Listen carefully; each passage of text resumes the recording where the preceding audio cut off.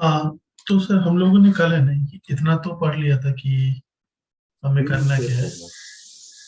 एक second.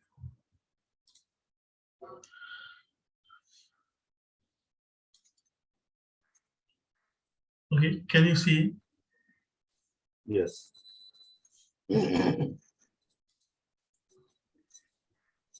तो हम लोग का मोटा मोटी कल है ना, हम लोगों ने ये पढ़ लिया था, क्या नाम है अपना, सेलेक्टर्स। हाँ,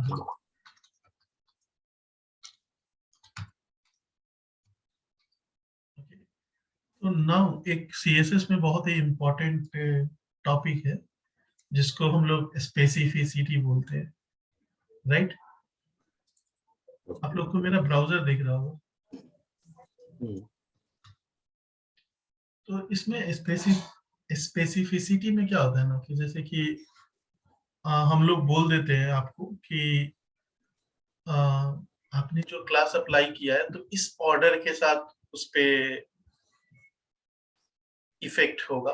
सो फॉर एग्जांपल, अगर मैं अपना ये वेबसाइट रन करूंगा,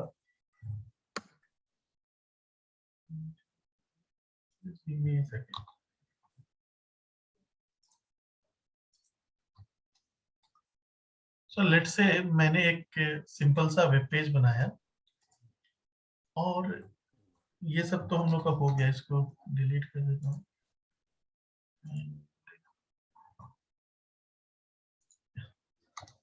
So let's say that we are writing a very simple paragraph and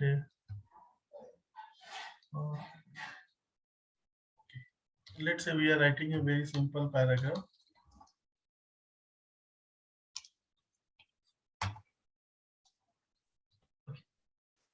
तो अगर आप देखिएगा तो ये मेरा पैराग्राफ यहाँ पे आपको आ रहा हो। Now let's say that this is my node. If I want to select this node, how many ways I can select it? तो इसको जो भी हम लोग सेलेक्टर लिखेंगे और मेरा कोशिश रहेगा कि मुझे पी एलिमेंट ही सेलेक्ट करना है, तो बहुत सारे पॉसिबिलिटीज हो सकते हैं ना। लेट्स से मैंने ये पी लिखा और मैं क्या कर रहा हूँ कि फॉन्ट लिख सकते हैं। हाँ, फॉन्ट साइज लेट्स से मैं 44 पिक्सल लिख दिया, राइट। अब मैं क्या करता हूँ कि इसके ऊपर एक क्लास दे देता हूँ, क्लास दे सकते हैं, आईडी दे सकते हैं, क्लास दे देता हूँ और लेट्स से पैरा दे देता हूँ और इसमें आईडी दे देता हूँ, लेट्स से पैरा आईडी, मतलब कुछ भी नाम दे दे रहा हूँ सो डेट की हम लोग जब करें। ठीक है सर। अब ये देखिए, अब मैंने क्या किया और let's say go with colour.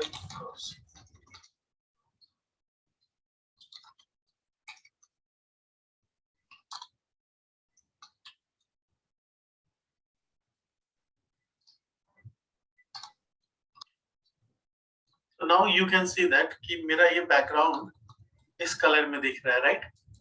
तो मैं अपने एलिमेंट को इससे भी सेलेक्ट कर सकता हूँ। अगर मैं क्या लिखता हूँ कि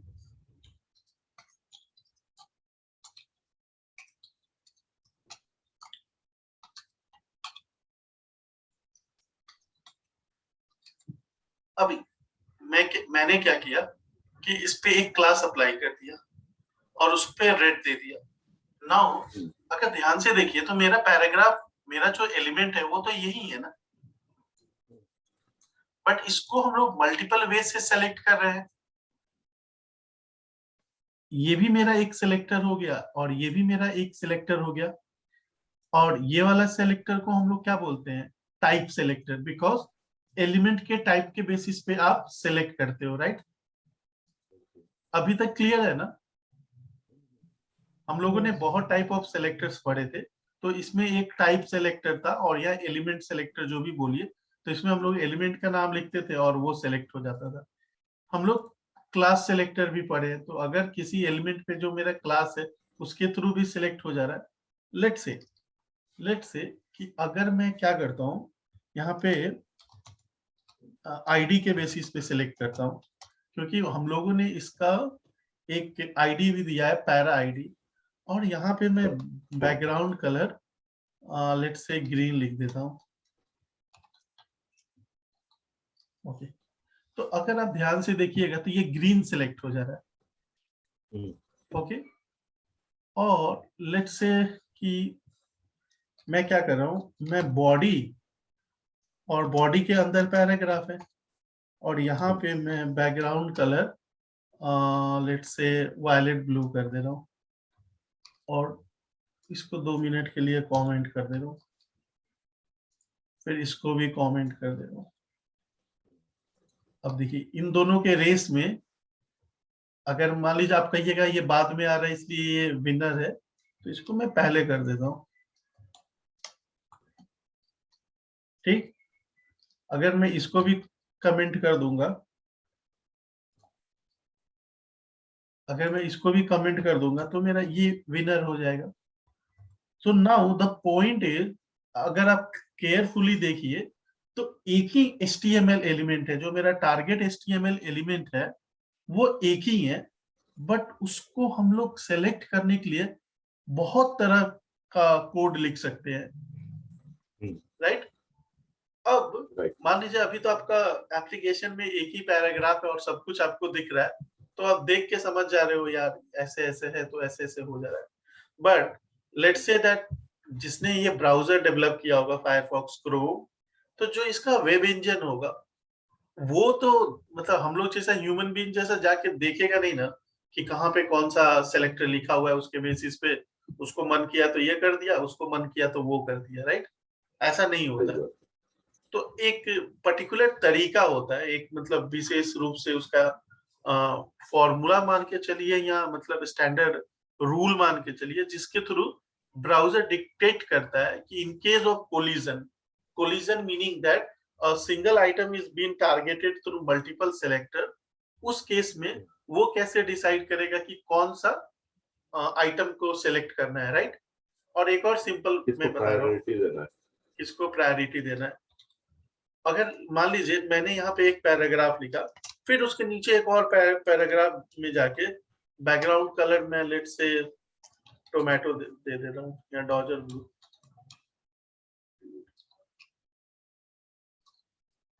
तो अभी देखिए सर, ये दोनों पैराग्राफ ही है, लेकिन ये वाला अप्लाई हो रहा है, ये वाला नहीं हो रहा है, करेक्ट? तो एक तो बेसिक सा रूल है ना, जो सबसे नीचे रहेगा वो अप्लाई हो जाएगा। अगर देखिए ये और ये दोनों तो सेम ही सिलेक्टर है, बट ये ऊपर लिखा हुआ है, ये नीचे लिखा हुआ है, तो अगर ब्राउजर ने ये फाइल को पढ़ा होगा तो सबसे लास्ट में जो पढ़ा होगा उसको ऊपर वाले से ओवरराइट कर दिया होगा।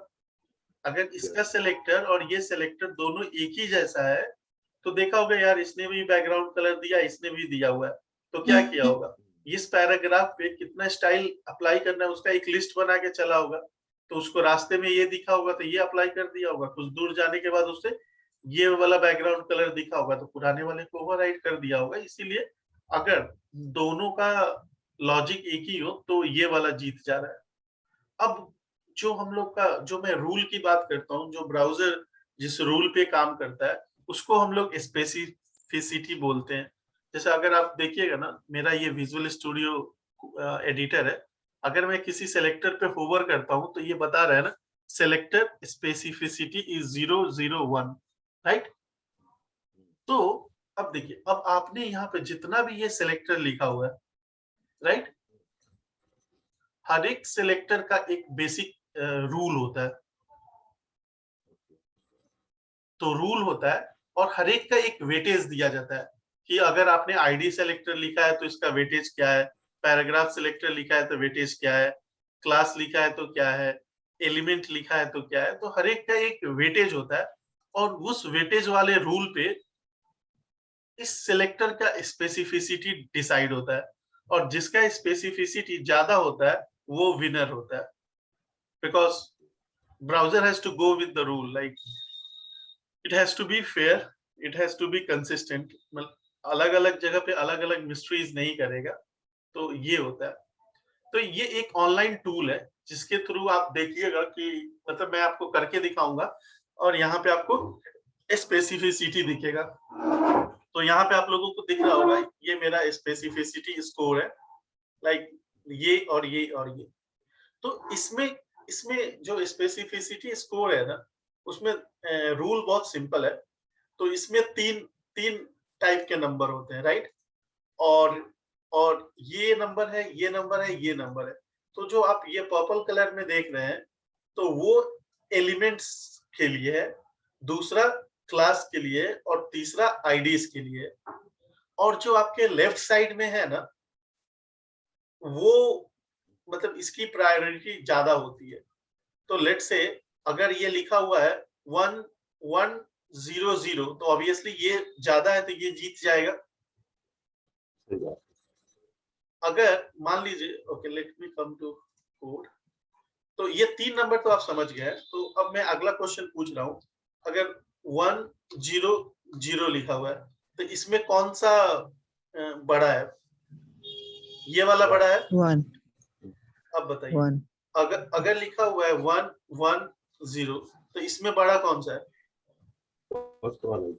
1 वाला फर्स्ट। तो ये वाला का प्रायोरिटी ज्यादा दिया हुआ है। अब मान लीजिए लिखा हुआ है 120, तो इसमें कौन सा विनर है? सेकंड वाला।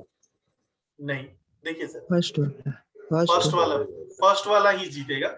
उसका रीजन क्या है ना, अगर मान लीजिए ये ऐसा रहता, अगर लेट से ये ऐसा रहता 050 और ये रहता 020, तो क्या होता?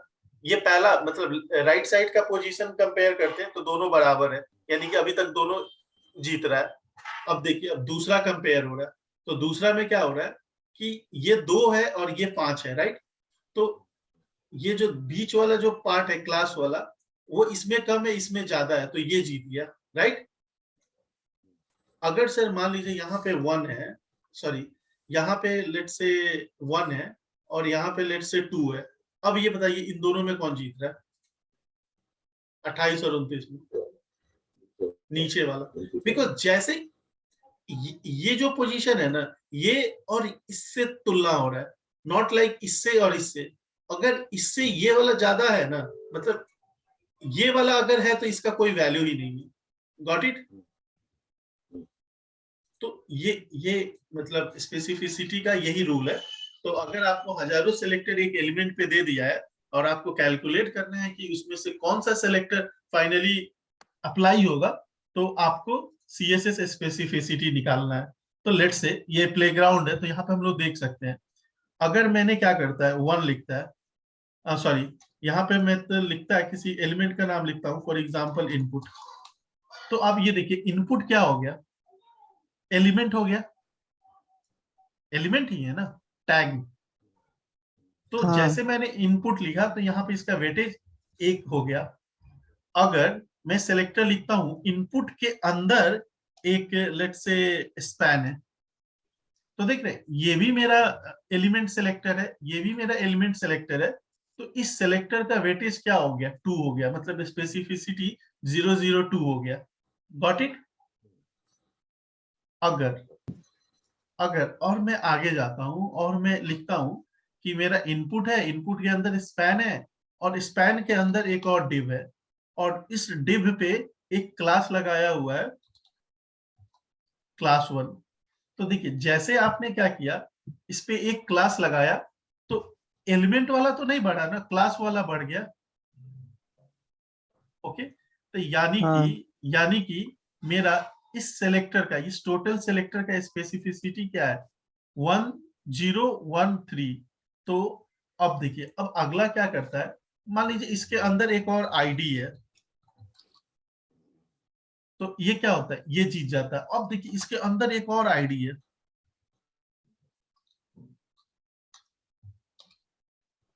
तो ये मतलब सबसे ज्यादा हो जा रहा है। ऑल्दो देखिए ये 3 है लेकिन ये विनर है, राइट? तो अब आप जब भी CSS सेलेक्टर पे काम कीजिएगा और ऐसा विनिंग वैसा केस आता है, तो आप अपने मन में उसका रूल निकालिएगा और देखिएगा कौन सा जीत रहा है। तो ये हो गया मतलब बहुत सारा टेक्निकल जो स्पेसिफिसिटी है।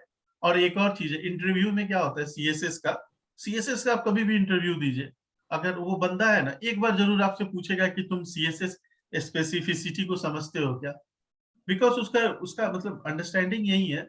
जब तक आपको ये क्लियर नहीं होगा तो आप कितना भी सेलेक्टर पढ़ लीजिए, कोई फायदा नहीं।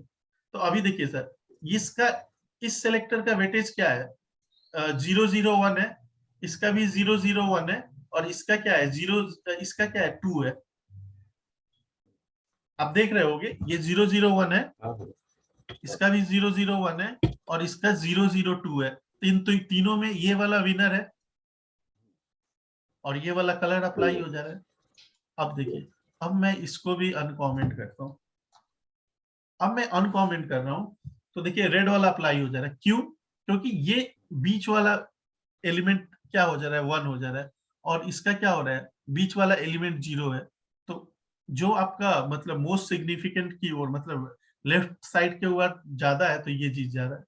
अगर मैं इसको देखिए, इसको मैं अनकॉमेंट करूंगा, तो ये देखिए इसकी स्पेसिफिसिटी सबसे ज्यादा है, क्योंकि इसका जो मोस्ट मतलब जो मेरा लेफ्ट साइड का डिजिट है वो सबसे ज्यादा वैल्यू ले रहा है। तो अगर आप लोग इतना स्पेसिफिसिटी के बारे में समझ गए ना, तो आपको काम चल जाएगा। अब देखिए, अब तो ये हो गया, हम लोग सीएसएस एलिमेंट का लिख रहे हैं। अब बताइए इसमें सबसे कम स्पेसिफिसिटी कौन से सिलेक्टर का है। एक और चीज बता रहा हूँ, यहाँ पे आप जितना भी सिलेक्टर देख रहे हैं, चाहे ये चाहे ये चाहे ये चाहे ये, सभी एक ही एलिमेंट को सिलेक्ट कर रहा है। मतलब इसका एंड गोल इसी पैराग्राफ को सिलेक्ट करना है, राइट? कुछ तो बोल दो यार। सही हाँ, बात है। हाँ हाँ, ठीक है।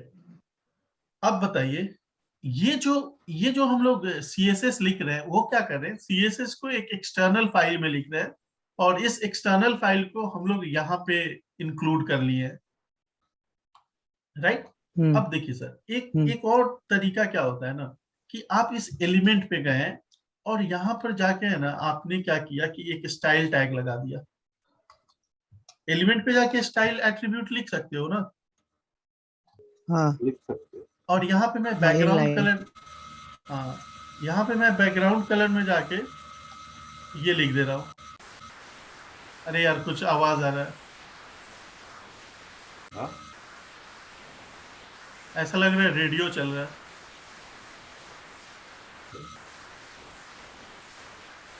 वो तो नहीं है।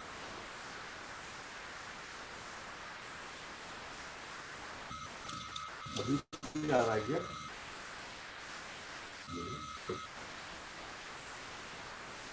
Hello, yes yes yes.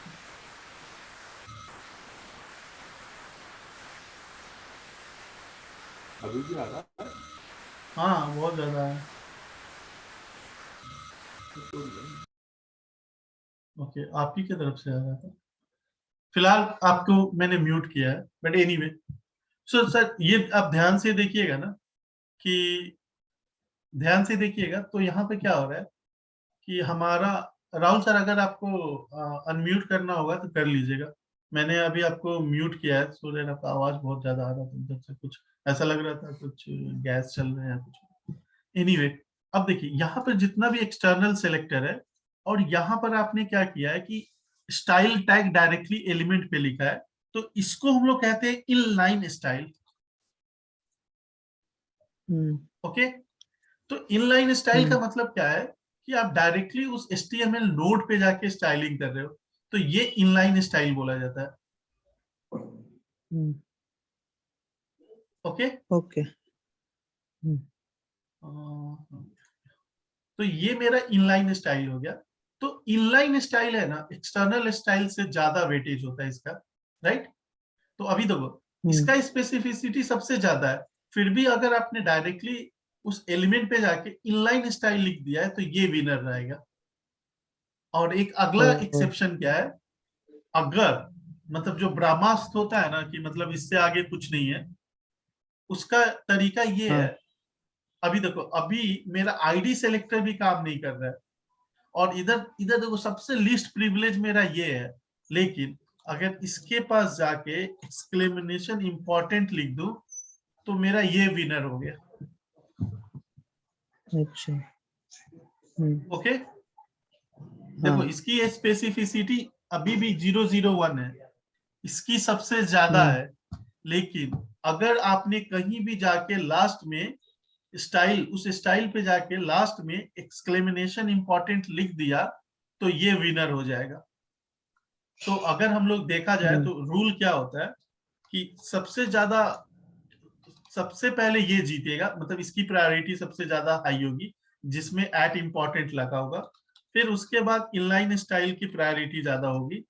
फिर उसके बाद क्या होगा, हम लोगों का स्पेसिफिसिटी का रूल काम करेगा।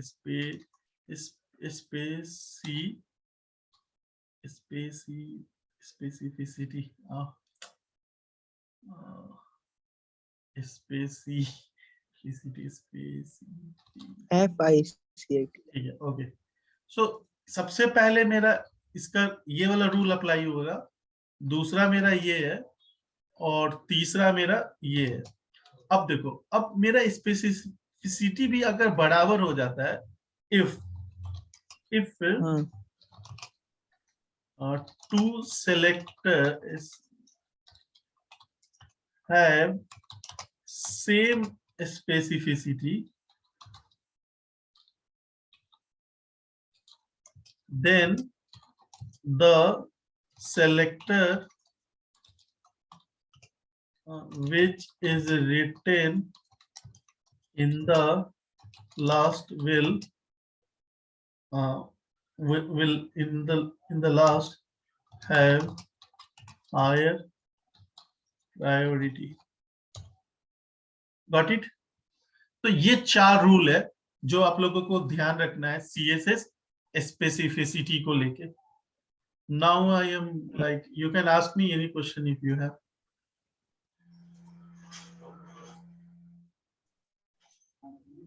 क्लियर हो गया सर। क्लियर हो गया ना? तो ये अब हम लोगों ने रूल पढ़ लिया और ये पढ़ लिया, ये हमारा फंडामेंटल्स हो गया कि हमें बेसिक क्या क्या चाहिए होगा करने के लिए। तो आज के लिए बस इतना ही, और फिर कल देखूंगा। सर मेरा 9 बजे से मीटिंग रहता है, तो शायद इसका आजकल मैं ज्यादा टाइम नहीं दे पाऊंगा, बट एनीवे आप लोग जो पढ़ रहे हैं वो सही तरह से पढ़ रहे हैं, तो there is nothing to worry.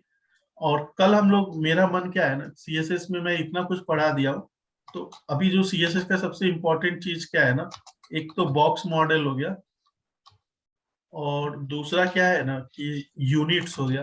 तो यूनिट्स में क्या होता है, पिक्सल होता है, एम होता है, रेम होता है, राइट, और परसेंट होता है, और भी बहुत सारे चीज होते हैं, बट इतना मतलब मैं इससे ज्यादा नहीं पढ़ाऊंगा। तो मैं सबसे ज्यादा यही यूज करता हूँ, पिक्सल, एम और रेम या परसेंटेज। तो ये वाला हम लोग अगला टॉपिक देख लिया जाएगा। फिर उसके बाद जो सबसे इम्पोर्टेंट चीज है ना, वो पोजिशनिंग आएगा। ठीक है ना? तो पोजिशनिंग में क्या होता है कि आपका बाय डिफॉल्ट स्टैटिक होता है, फिर उसके बाद हम लोगों का रिलेटिव होता है, फिर हम लोगों का एक फिक्स्ड होता है, और फिर एक एब्सोल्यूट होता है, और एक स्टिकी होता है।